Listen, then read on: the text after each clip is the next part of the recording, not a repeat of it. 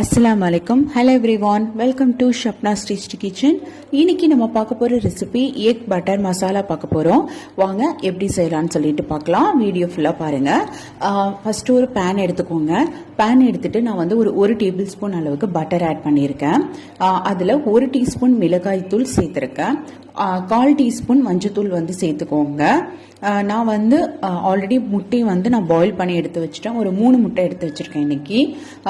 இது வந்து இந்த மசாலா வந்து அந்த பட்டர் நம்ம ஆட் பண்ணியிருக்கோம்ல, அதுலேயும் நல்லா வந்து ஃப்ரை ஆகணும். தேவையான அளவு ரொம்ப கொஞ்சமா உப்பு வந்து சேர்த்துக்கோங்க. இந்த உப்பு எல்லாமே சேர்த்ததுக்கு அப்புறமா நம்ம குக் பண்ணி ஆல்ரெடி நான் பாயில் பண்ணி வச்சிருக்கிறேன் முட்டையை இதில் சேர்த்துக்கிறேன். நான் 3 முட்டை சேர்த்துருக்கேன். இந்த முட்டையில் இந்த மசாலா எல்லாமே நல்லா வந்து ரோஸ்ட் ஆகும்போது அந்த பட்டர் இதோட சேர்ந்து நல்ல ஒரு ஃப்ளேவர் நல்லா இருக்கும், டேஸ்டாக இருக்கும். இப்போ வந்து பார்த்தீங்க அப்படின்னா இந்த முட்டையோட மேல் பகுதி நல்லாவே வந்து மசாலாவோட ரோஸ்ட் ஆயிடுச்சு.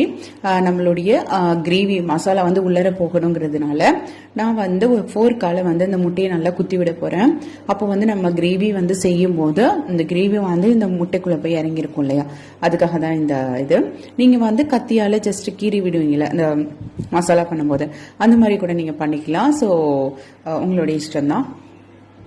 இது நல்லா வந்து ஒரு 2 மினிட்ஸ் நல்லா ரோஸ்ட் ஆனதுக்கு அப்புறமா நம்ம தனியாக எடுத்து வச்சுக்கலாம். சேம் அதே பேனில் பட்டர் சேர்த்துக்கோங்க. பட்டர் வந்து மெல்ட் ஆகட்டும். பட்டர் வந்து மெல்ட் ஆனதுக்கு அப்புறமா நம்ம வந்துட்டு நான் வந்து ஒரு 2 பெரிய ஆனியன் வந்து எடுத்து வச்சிருக்கேன். இதே மாதிரி சப்பா கட் பண்ணிக்கோங்க.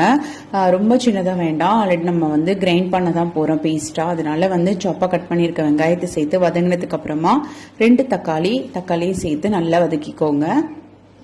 இந்த ஸ்டேஜில் கொஞ்சமாக வந்து ஒரு டேபிள் ஸ்பூன் அளவுக்கு இஞ்சி பூண்டு இடித்து வச்சுருக்கேன், அதையும் இதில் சேர்த்துக்க போகிறேன். அதையும் இது சேர்த்து நல்லா வந்து வதங்கட்டும்.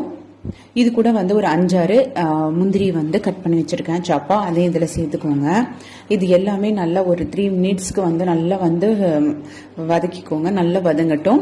இது மாதிரி நல்லா குக் ஆகும்போது நல்ல ஒரு ஃப்ளேவர் கிடைக்கும். அதுலேயும் வந்து நம்ம பட்டர் வந்து சேர்க்கும் போது நல்ல ஒரு டிஃப்ரெண்ட்டான ஒரு ஸ்வீட் அண்ட் எம்மி அண்ட் ஃப்ளேவராக நமக்கு இருக்கும்.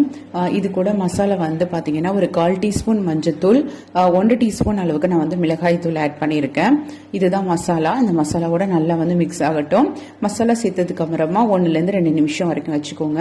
ஃபஸ்ட்டு நல்லா வந்து ஃப்ரை ஆகட்டும். வதங்கினதுக்கு அப்புறமா வெங்காயம் தக்காளி அந்த மசாலா எல்லாமே குக் ஆகிட்டு இப்போ வந்து நம்ம என்ன பண்ணலாம், சுவிட்ச் ஆஃப் பண்ணிவிட்டு நம்ம ஆறுனதுக்கு அப்புறமா நம்ம வந்து மிக்ஸி ஜாரில் வந்து சேர்த்துடலாம்.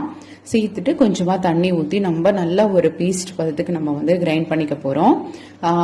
சேம் பேனில் இன்னும் கொஞ்சம் பட்டர் சேர்த்துக்கோங்க. ஏன்னா இது வந்து பட்டர் மசாலாங்கிறதுனால நான் ஃபுல் பட்டர் ஆட் பண்ணியிருக்கேன். பட்டர் சேர்த்துட்டு 2 பட்டை, 2 கிராம்பு, 2 ஏலக்காய் தாளிப்புக்காக இது சேர்த்துக்கோங்க. இதையும் சேர்த்து அந்த பட்டரில் வந்து நல்லா பொரியட்டும்.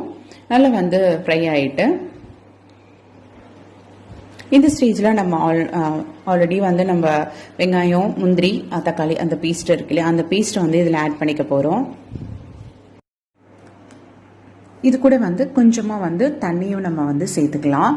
ரொம்ப தண்ணி தேவைப்படாது, ஒரு 1/2 கப் தண்ணி வந்து சேர்த்துக்கோங்க.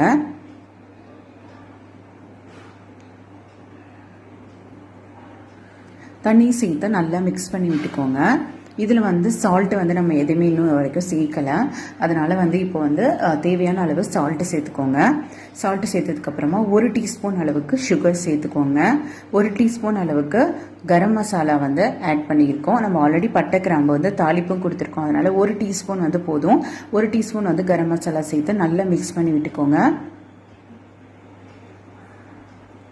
நல்லா மிக்ஸ் பண்ணதுக்கு அப்புறமா நம்ம வந்து ரோஸ்ட் பண்ணி வச்சிருக்கிற எக் பீசஸையும் இதில் சேர்த்துலாம். முட்டை சேர்த்துட்டு நல்லா மிக்ஸ் பண்ணி விட்டுட்டு நம்ம வந்து மூடி போட்டு வேக வச்சிடலாம்.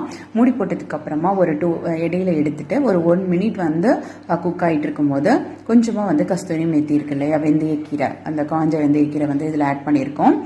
இது வந்து ஒரு 2 மினிட்ஸ் வரைக்கும் நம்ம வந்து சிம்மில் வச்சிருக்கலாம். நல்ல கிரேவி வந்து நல்ல ஒரு செமி கிரேவி, ரொம்ப லிக்விடாக இருந்தால் நல்லா இருக்காது. ஸோ மூடி வச்சு ஒரு 2 மினிட்ஸ் வந்து குக் பண்ணுங்கள். நம்மளுடைய எக் பட்டர் மசாலா சூப்பராக ரெடி ஆகிட்டு ஜீரா ரைஸ்க்கு சூப்பராக இருக்கும், கீ ரைஸ்க்கு, நான் பட்டர் எல்லாத்துக்குமே வந்து இது ரொம்ப நல்லா டேஸ்ட்டாக இருக்கும். சப்பாத்தி பரோட்டாக்கு ட்ரை பண்ணி பார்த்துட்டு எப்படி இருந்துச்சுன்னு கமெண்டில் சொல்லுங்கள். பிடிச்சிருந்தால் லைக் பண்ணுங்கள், ஷேர் பண்ணுங்கள், என்னோட சேனலை சப்ஸ்கிரைப் பண்ணுங்கள் ஃப்ரெண்ட்ஸ். இது வரைக்கும் என்னோட வீடியோ பொறுமையாக பார்த்ததுக்கு ரொம்ப ரொம்ப தேங்க்ஸ். Thank you so much.